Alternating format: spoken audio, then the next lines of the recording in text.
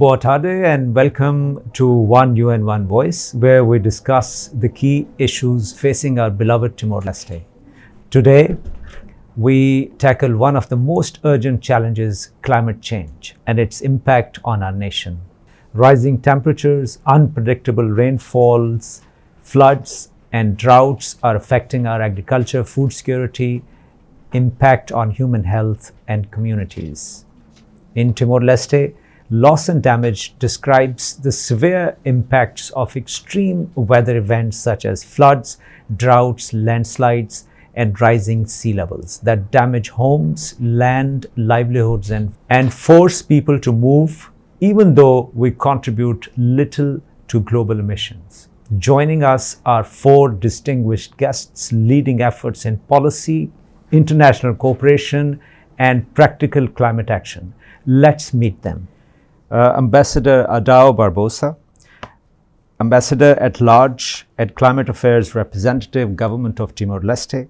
Ambassador Adao Barbosa is leading the government efforts in tackling climate change, from shaping policies to representing Timor-Leste on global climate platforms. He will share insights into the country's climate commitments and challenges. Thank you, Ambassador, for joining us today. Our second guest is Mr. Shobari Gutierrez, Project Manager, UNEP GCF project in Timor-Leste on early warning system. Thank you, Mr. Shobari. Then we also have Manatimna Latif, Team Lead and Technical Officer for Climate Change and Environmental Health Program at WHO Timor-Leste. Manatimna, welcome to the program. And finally, we have Mana Felisberta de Silva. She's head of the Climate Change and Environment Unit at UNDP in Timor-Leste. Mana, welcome. Welcome to all of you. Thank you very much for joining us today. So we will start our questions. First of all, I would say we'll start by looking at the reality of climate change in Timor-Leste. Ambassador Barbosa, how do you think is climate change already affecting Timor-Leste, particularly in terms of loss and damage? Thank you very much and good morning to all. First of all, in terms of climate change in Timor-Leste and its impact to our people and our socioeconomic and also environmental issues have been very much taking place. And in terms of impacts that we are facing, firstly, we very much affected by the floods, followed by landslides, drought, sea level rise, and even tropical cyclones. Right. So, in terms of economic affecting issues, I think our livelihoods and also our agriculture production have been very much affected by this impact of climate change, both from slow onset events and also extreme weather events. Our water resources also have been very much affected by the impact of climate change. Our infrastructure, especially coastal areas, have been very much affected by sea level rise. And drought has been resulting, some sort of water scarcity for our rural communities in Timor-Leste. So what we need to do, I think we need to have some sort of adaptation measures. That's for first stage. And then second one is addressing loss and damage. So question about loss and damage is very much useful for Timor-Leste to be answered, because real loss and damage from the impact of climate change, especially from extreme weather events, also slow onset events, are happening now. In terms of loss and damage in the area of infrastructure, let's say sea level rise is about 5.5 millimeters per year, affecting our coastal zone and coastal infrastructure like roads. Sorry, sir, 5.5 It's millimeters. very high. It's very really, high. really It's high. very high. This It's is quite higher alarming. than global sea level rise, predicted true. by the Intergovernmental Panel for Climate Change.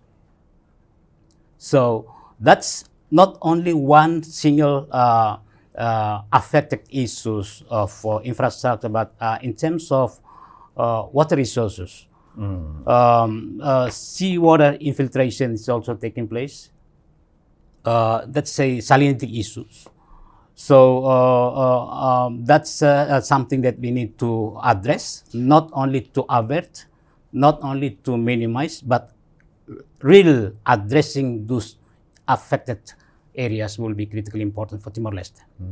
So that's why we are very much focusing on our negotiation on the issue of loss and damage, because real loss and damage is happening in Timor-Leste since the beginning of climate change history up to date. So that's why we need to have some sort of financial support, technical support, and also technological support in place, at least to address real loss and damage that we are facing at the moment. Very true. Thank you so much. Thank you, Ambassador. Very kind of you. You talked about floods. You talked about landslides. You talked about, rising sea levels, which are very alarming, you mentioned. So these are the vulnerabilities, I would say. And while talking about the vulnerabilities, let me move forward to Mana Felisberta. So Mana, if you could, given Timor-Leste's high vulnerability, also mentioned by Ambassador, due to our geography, poverty levels, reliance on agriculture, how are these extreme weather events causing significant damage to homes, land, and livelihoods, and leading to human displacement? What do you think? Okay, I think continuation to what Ambassador Adaun has said, Timor-Leste face natural disasters almost every year. We face El Nino, La Nina. A lot of heavy rains cause floods, and then droughts also contributed to, long droughts especially, contributed to also agriculture failures and loss of livelihoods. I would like to give an example of the April flood in 2021. Very true. According to the post-disaster needs assessment that were conducted by the government of Timor-Leste in partnership with the UN system in Timor-Leste, it was estimated that the loss and damage, actually in the value of money, it's actually up to 300 million loss and damage that were caused by the April floods.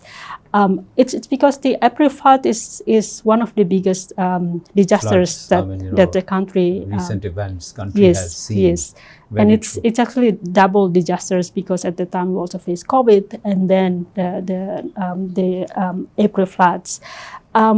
At the time, the entire country, 13 municipalities were affected, and more than 30,000 households were affected, and people were displaced. I think around 53 evacuation centers were set up by the government in partnership with various development partners to actually accommodate people who were displaced at the times. The loss and damage, the most sectors that are actually affected are infrastructure, mainly transport infrastructure like the roads, but also public buildings, community houses, schools, and even health centers where I think the COVID medical center that were there set up at the time were also affected and destroying medical supplies as well. So the cost for damage, loss and damage are very big. And this study also estimated how much the country needs to actually recover those loss and damage. And the estimation was up to 500 million, more than 500 million. 500 million that the country needs actually to recover better from the disasters. What does it mean? It means that developments without considering climate change aspect, it's I'll say it's dangerous, because if we continue doing the development practices as usual without considering this climate risk, the loss and damage that the country will face will be bigger than what we have seen in the April floods. That's what I'd like to reiterate. So.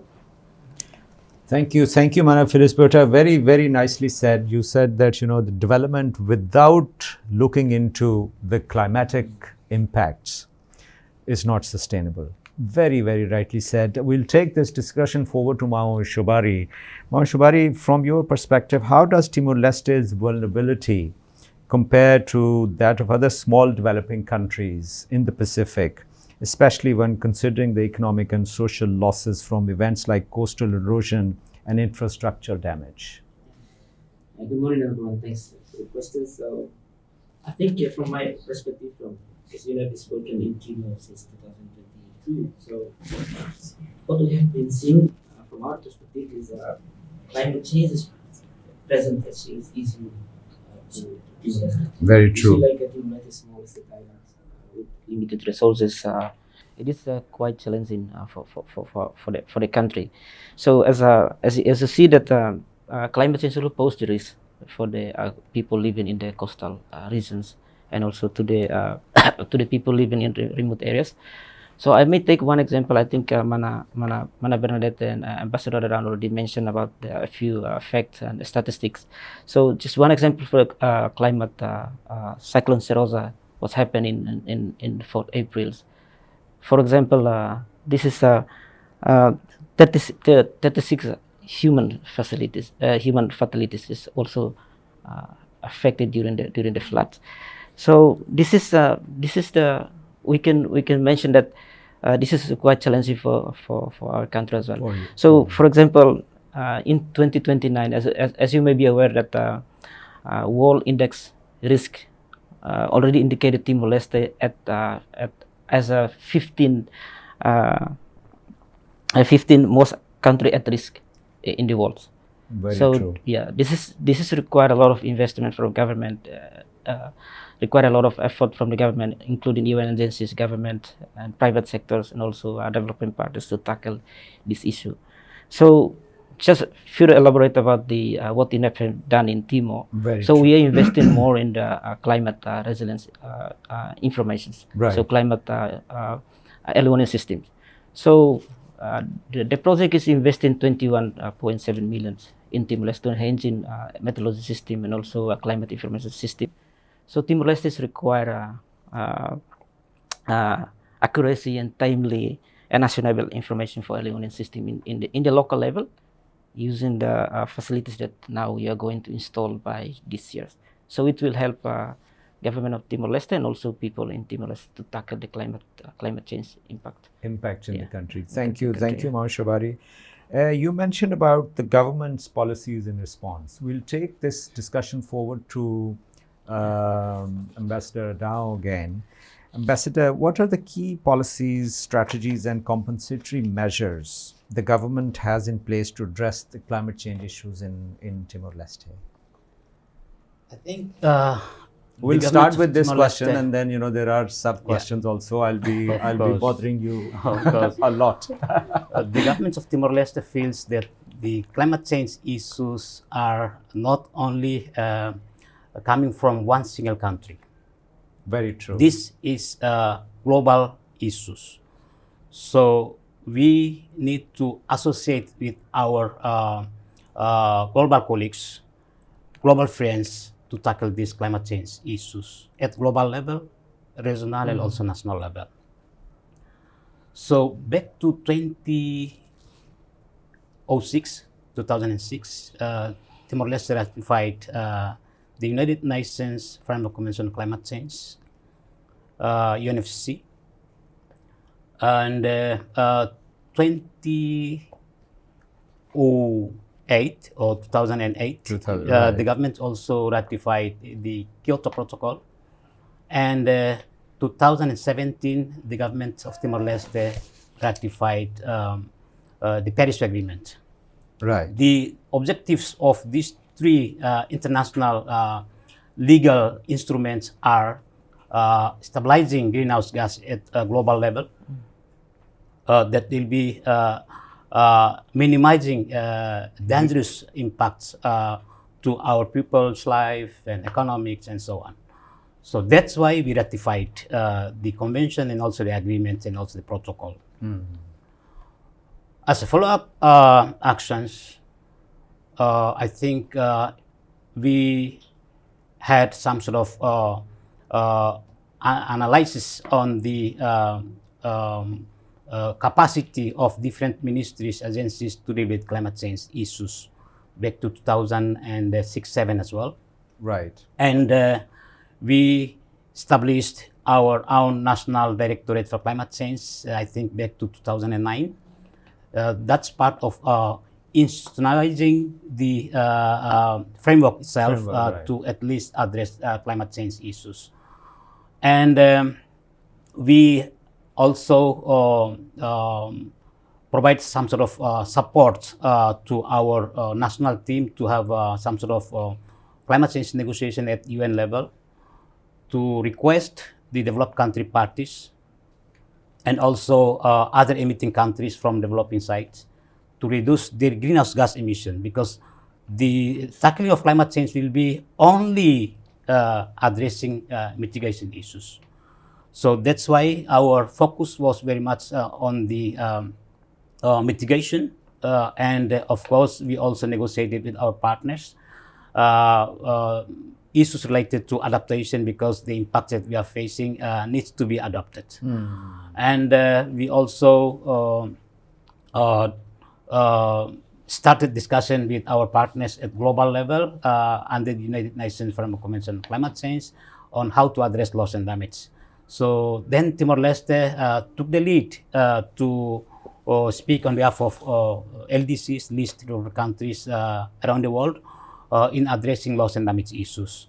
So at global level, we have already established, Warsaw International Mechanism on Loss and Damage with three functions: knowledge sharing, enhanced understanding. The last function is very important, that is action and support. So we have already produced that sort of international mechanism. And then we also negotiated with our partners on behalf of LDCs. Actually, we proposed to have a technical assistance to developing countries with regard to loss and damage. So at COP24, I think we established a Santiago network for catalyzing technical assistance in Madrid. And of course, at COP27 in Sharm el-Sheikh in Egypt, we established a fund for responding to loss and damage. So we are taking part of those. We are part of, actually I'm part of the board of the fund for responding to loss and damage. Only 26 of us. So that's how Timor-Leste provides influence to global policy. At national level, 3 years back, we have already formulated and approved our national climate change policy. That's a policy guidance to implement action related to adaptation, actions related to mitigation, and also addressing loss and damage. And of course, we are still at least trying to formulate our national climate change law, decree law. Still not final yet, but it's going to be. It's in the process, pipeline. yeah. It's in the process. And we also try to formulate our national climate change strategic and action plan to implement some broader issues set up under the climate change policy. And again, under the UNFCCC, we formulated our National Adaptation Program of Actions back to 2010. Wow. With 9 different priorities. The first one was agriculture and food security, and followed by water resource management, and also human health, and so on and so forth, including infrastructure. So that's how to address the adaptation issues to increase resilience and reduce vulnerability. And we also formulated and submitted our National Adaptation Plan, NAPS, under the UNFCCC. We submitted this NAPS, I think it was 2021. NAPS is a medium and long-term adaptation measures, while NAPAS or NAPAS or National Adaptation Program Action is addressing urgent and immediate adaptation actions. And then we also formulated our nationally determined contributions, capturing adaptation, mitigation, and also addressing loss and damage.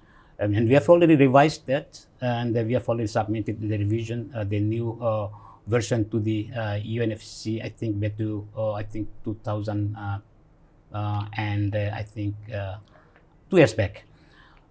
So in terms of our priorities under those different climate-related documents are mainly on the adaptation, because our contribution to global emission is very, very low. It's only 0.003% compared to global emission. So that's why our priority is given to adaptation and followed by loss and damage. Excellent. So Excellent. those are different policies, Policy but frameworks then and, you know, the and then institutional arrangements and frameworks. But then we have limited financial and technological capacities to implement the adaptation, mitigation, and loss and damage priorities under these different documents. But for NAPS, we have 7 different sectors that are very much vulnerable to the impact of climate change, including but not limited to agriculture and food security, water issues, natural disasters, ecosystem and biodiversity issues, infrastructure, it's also part of. But lastly, we also provide some considerations to the sector of tourism. tourism. Okay. But it's very, very difficult for us to implement all adaptation actions identified under the NAPS and also NAPAS, and also NDC's, Nationally Determined Contribution. But in fact, we also submitted our 2 national reports, initial national communication reports and also second national communication reports. Those documents also provide some sort of adaptation, also mitigation measures that will be also coming from Timor-Leste. Thank you, Ambassador. I mean, giving us a very good overview of all the policies and frameworks. I mean, amazing work by the government of Timor-Leste, by you leading the climate action. I think the next step is the implementation and integration of these policies and framework into our works. I mean, you know, whatever we do, at whatever level we do, as UN, as government officials, as government departments, as communities. So, Maushabari, my next question is related to integration. That how do you think is government? You are closely working with the government. So, how is the government integrating climate action, including adaptation measures mentioned by Mao Dao, and then such as building seawalls, reforestation, early warning system, the project you are leading, and community-based resilience initiatives into the national development plans? I think climate change is a cross-cutting issue. Cross-cutting issue. that Definitely, requires serious effort from the government and also from the UN agencies and also development partners. That's why it is crucial. I think therefore, integration of climate action and climate adaptation into national investment plan is essential, is crucial. So, as you know that Timor-Leste is a small state island, as I mentioned earlier. Very true. It is the right time for government to align in the priorities, national priorities, and adjusting national priorities with the current situation. Like, you know, climate change pose the risk to the small state island like Timor-Leste and other countries, but the government has to adjust these investments. For example, investing in climate resilient infrastructures, climate resilience agriculture. Those initiatives need to be adjusted, need to be integrated to the government investment plan. The government have a few modalities also, for example, PNDS and PDM. They are working in the municipality level, more supposed to be investing on the climate resilience. So otherwise, the floods or disasters maybe flush out those infrastructure. But if we integrate all of this approach to our design and our planning, we'll make more infrastructure more resilient. So that's the intention. So taking from Ambassador down that UN also provided technical assistance to the government through UNEP from Green Climate Fund project in Timor-Leste, as I mentioned, 21.7 million. So we have a 4 component, 4 main results to be achieved by 5-year project implementation in Timor-Leste. One is more focused on the strengthening delivery model, legislation and policies. So now we are developing the national framework for climate services. So the document is already on the pipeline. Will be sent to the council minister by this year. So once it's the national framework for climate service is done, so a few ministers will be involved in implementing those national framework for climate services. So that's include agriculture, public works, civil protection authority, and also Minister of Agriculture and Minister of Foreign Affairs, Minister of Interior, that was involved. So part of that, we also developed the meteorological strategy. Since the Timor-Leste level of the meteorology based on the WMO is still level 1 now. So that's why we are not having the accurate prediction for the weather. So we're trying to develop this meteorological strategy for 10 years. So the document is in final draft now. To be sent to the council minister, and then maybe government can take it to the parliament. To the next stages of. Yeah. And also we are developing the meteorological act, meteorological law. So now those 3 documents is in final state. So just sent to the council minister to finalize it. And once the council minister approve it, then it will be enacted by president. Then that's fine. I mean, there are lots of documents Mao already mentioned, and then we are also developing more documents. But key is, my question is that, the implementation, the integration of these documents and what these documents tell us to do, how that is being implemented. While you're talking about that, we have our guest from WHO. WHO is working with the government and they are supporting the government in a big way. Manatimna, please tell us that, how the integration of climate action, climate change is being done with the Ministry of Health, so that, it's part of, as you mentioned that, it's a cross-cutting issue nowadays. I mean, we can't pull out climate change from our development planning. So what is happening, and how WHO is supporting the Ministry of Health? First of all, thank you very much.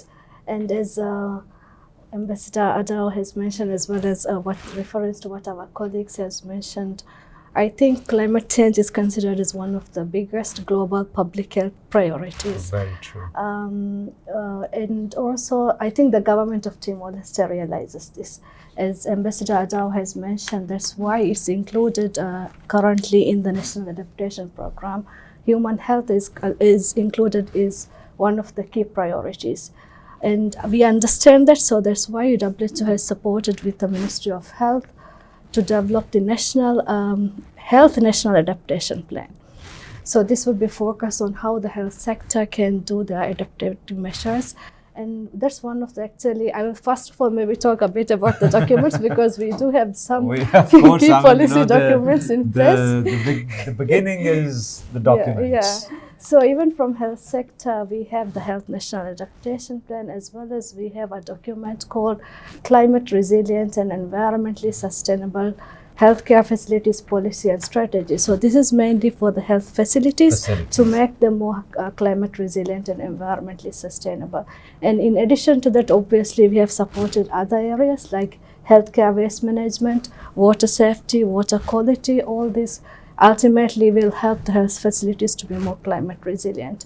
And when we talk about the documents, obviously, as Maun, you have mentioned, the implementation part is very crucial. So I think we have tried to demonstrate some of the actions that can be done even at health facility level. So For example, we have tried to support, conduct solar feasibility assessments and also install solar panels in some of the health facilities, as well as also as part of the renewable energy efforts. Very true. Yeah, exactly. And also it also will contribute to a bit of mitigation as well. Obviously, not all adaptation measures, but then also we have supported to install climate resilient water treatment systems in 3 municipalities, like in Bobanaro, in Baucau, and as well as in Los Palos.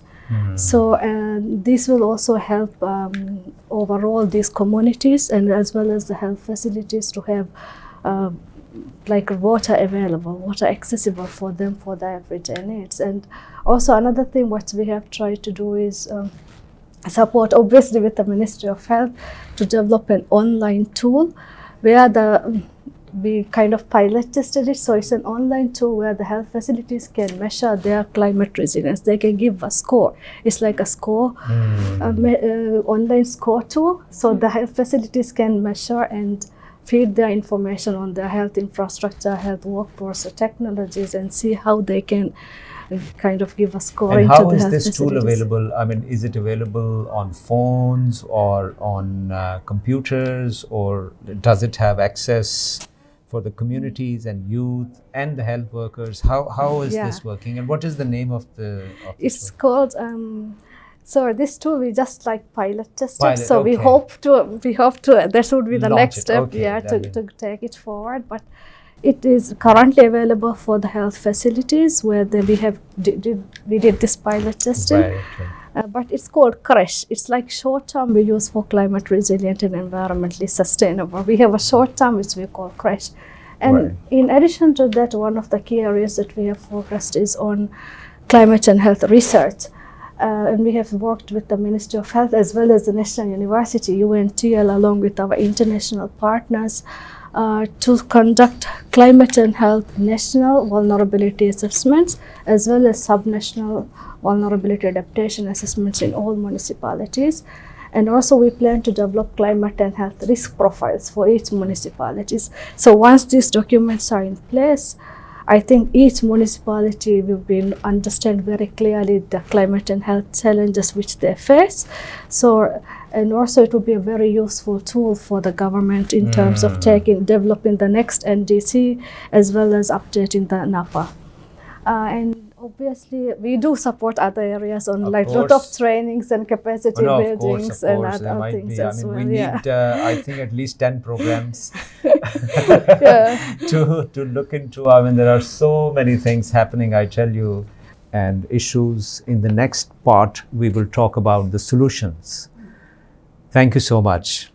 Today's discussion has shown that climate change is not just a distant threat. It's here, affecting lives in Timor-Leste through significant loss and damage. Each one of us has a role to play, whether it's reducing waste, supporting clean energy, or demanding stronger policies. Every small step contributes to a bigger change. Thank you to our esteemed guests for sharing their insights, and thank you to our viewers for joining us. Let's work together for climate resilient Timor-Leste.